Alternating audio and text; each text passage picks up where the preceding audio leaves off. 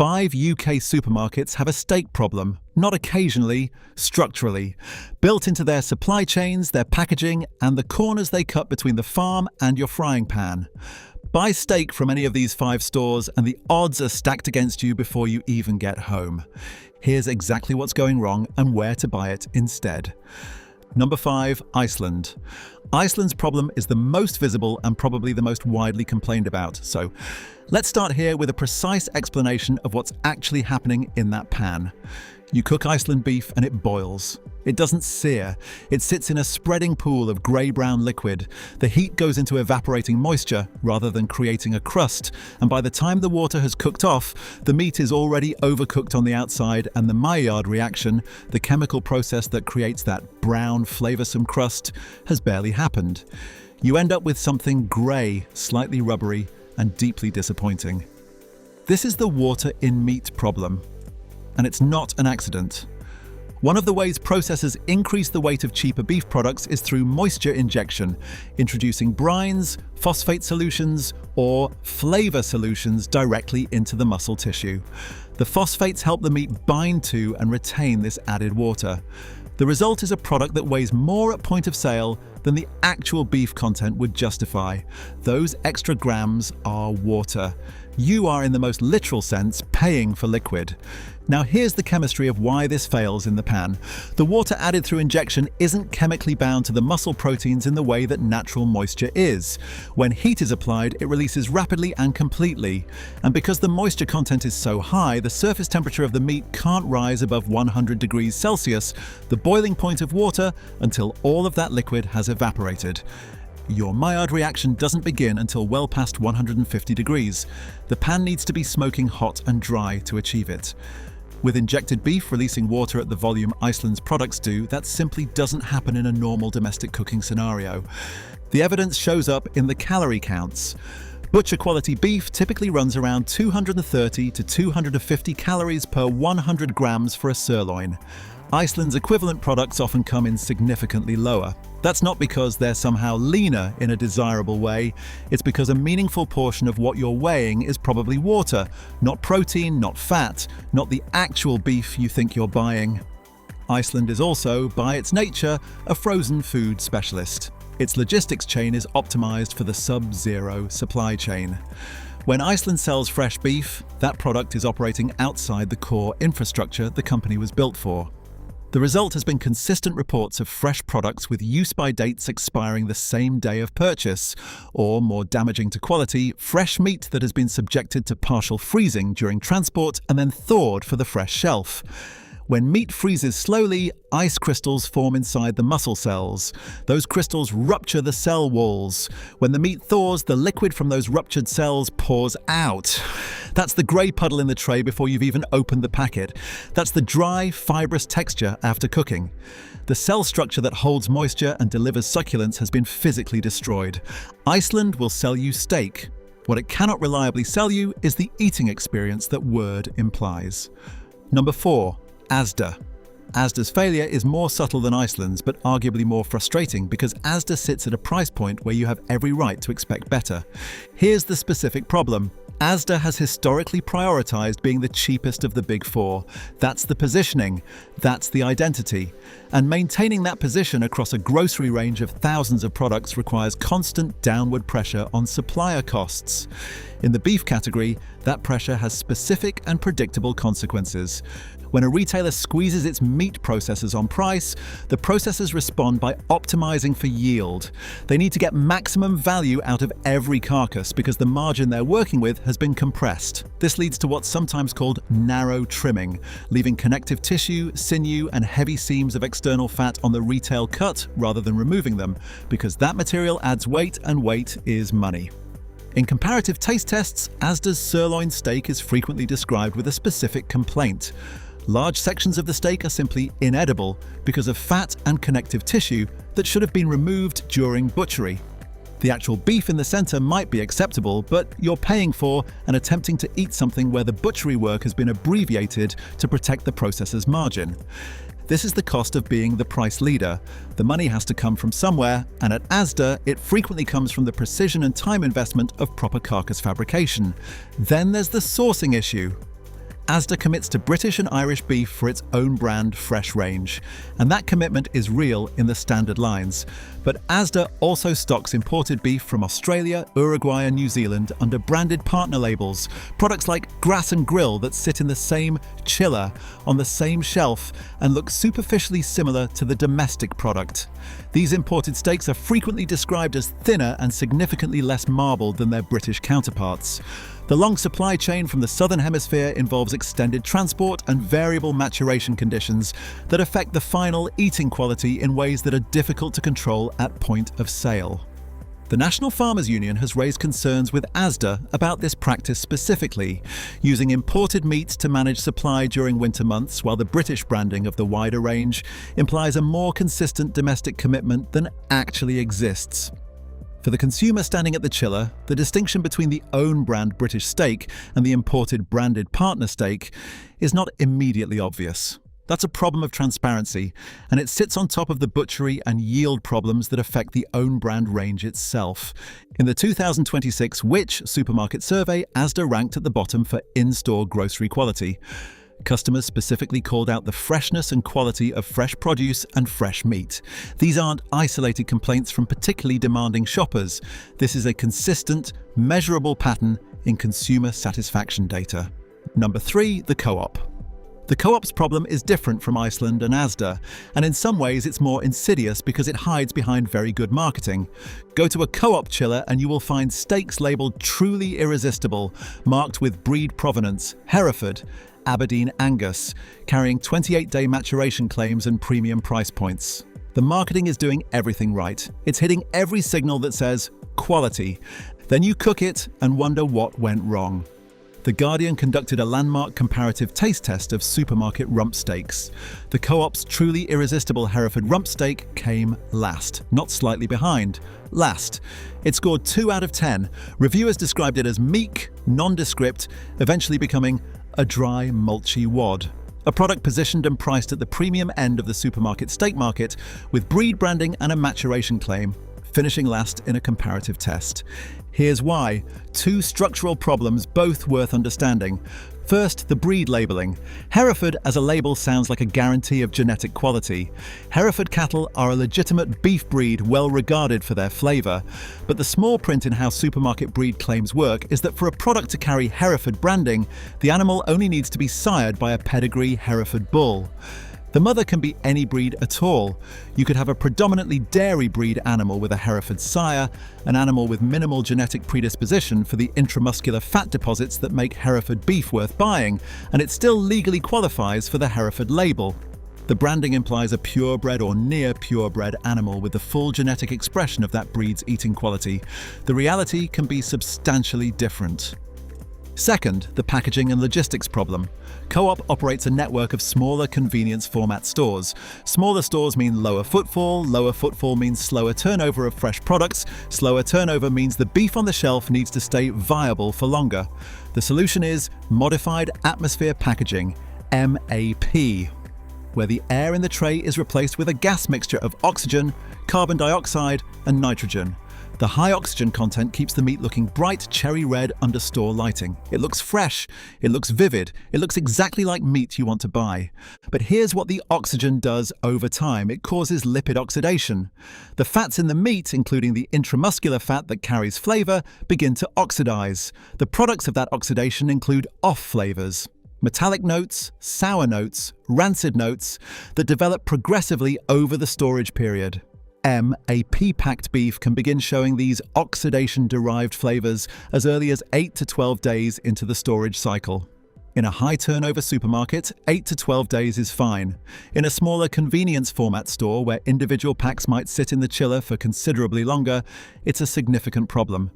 You are paying a premium for truly irresistible Hereford matured for 28 days and receiving, entirely plausibly, a product that has been oxidizing in a high oxygen gas atmosphere for a significant portion of its shelf life from an animal whose breed credentials are technically accurate but commercially misleading. That's the co-op's steak problem in full. Number 2, Morrison's. Morrison's is the most complex case on this list because Morrison's is, on paper, the supermarket that should be getting this right. Morrison's owns its own abattoirs. It owns its own processing plants. It has what it calls a field-to-fork supply chain, where the vertical integration from farm to shelf is more direct than any other major UK supermarket. This should be a significant advantage. Less distance between the animal and the consumer, more control over every stage of the process, better quality outcomes. And yet, in the 2026 Which survey, Morrison's shared the bottom spot for in-store shopping quality with Asda. Shoppers described fresh produce going off quickly, stores that felt dark and unwelcoming, and an overall quality of fresh groceries that fell well short of expectations. The Market Street butchery counters, once one of Morrison's genuine differentiators, staffed by trained butchers offering whole joints and bespoke cuts, are now frequently described by customers as sad and deadbeat, with limited selection and diminished expertise. Here's the paradox of vertical integration in the beef context. When Morrison's kills an animal in its own abattoir, it owns that entire carcass. All of it. The premium cuts, the sirloin, the ribeye, the fillet, and the secondary cuts, the trim, the stewing beef, everything. Because Morrison's owns the animal and has paid for its processing, there is intense commercial pressure to utilize every part of every carcass. Waste is money. Waste is your own money, because you own the operation end to end. This full carcass utilization pressure creates a subtle but real quality problem in the retail steak range, where an independent butcher might discard or heavily discount a muscle that doesn't cut well as a retail steak. Morrison's system is incentivized to find a way to move that cut. The result can be a steak range that, rather than being curated for eating quality, is partly determined by what the carcass utilization model needs to sell. Then there's the 2025 sourcing shift. Morrison's built its entire brand identity on British farming. 100% British at the meat counter was a core promise, a point of genuine differentiation. In 2025, the retailer began trialling imported meat from what it described as trusted suppliers, introduced to manage supply fluctuations. The National Farmers Union criticised this directly as a departure from Morrison's foundational commitment. Consumer reaction in the food communities has been notably negative, with shoppers who specifically chose Morrison's for the British sourcing guarantee now questioning whether that guarantee still holds. The private equity debt burden that Morrison's has been carrying since its 2021 leveraged buyout, £6.6 billion at last major reporting, is the structural context for all of this. When a company is servicing that level of debt, every operational decision is made under financial pressure that simply didn't exist before the acquisition. The vertical integration that was once a quality asset is now operating under financial conditions that compromise its ability to deliver the quality it was designed for.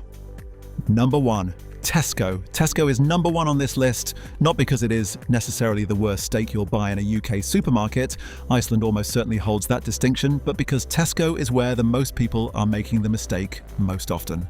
1 in every £3 spent on groceries in the UK goes to Tesco. It is by an enormous margin the default choice. And for steak, that default is costing millions of people both money and eating quality simultaneously. The core problem at Tesco is scale. And scale is not a problem you can solve, it's a condition you manage. Managing it at Tesco's level requires a degree of standardization that is fundamentally incompatible with the variability that premium eating quality requires. Tesco's supply relationship with Hilton Food Group is a multi-decade industrial partnership. Hilton operates at a scale that allows Tesco to fill nearly 4,000 stores consistently. To achieve that consistency, beef is processed in highly centralized, highly efficient facilities where the throughput volume is enormous. The goal of this system is uniformity. Every sirloin steak in a Tesco store should look approximately the same, weigh approximately the same, and sit in the same packaging. Achieving that uniformity requires a system that irons out the natural variation in individual carcasses. And the natural variation in individual carcasses is where quality lives. In taste tests, Tesco's standard sirloin steaks are consistently described as having a processed appearance. The cuts are very smooth. There is little visible marbling. Once cooked, despite often being labelled with maturation claims, they are frequently found to be quite fatty in the external fat sense, and simultaneously very chewy, which is the combination that tells you the marbling is absent and the connective tissue removal is incomplete.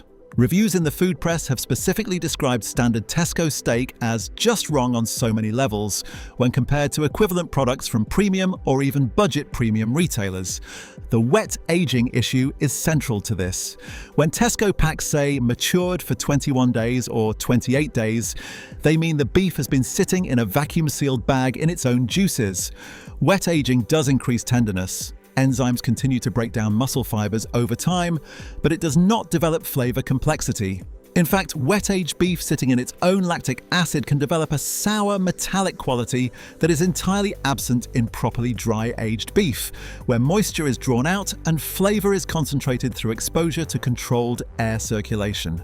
A 28-day wet-aged supermarket steak and a 28-day dry-aged butcher's steak are incomparable products wearing similar labels.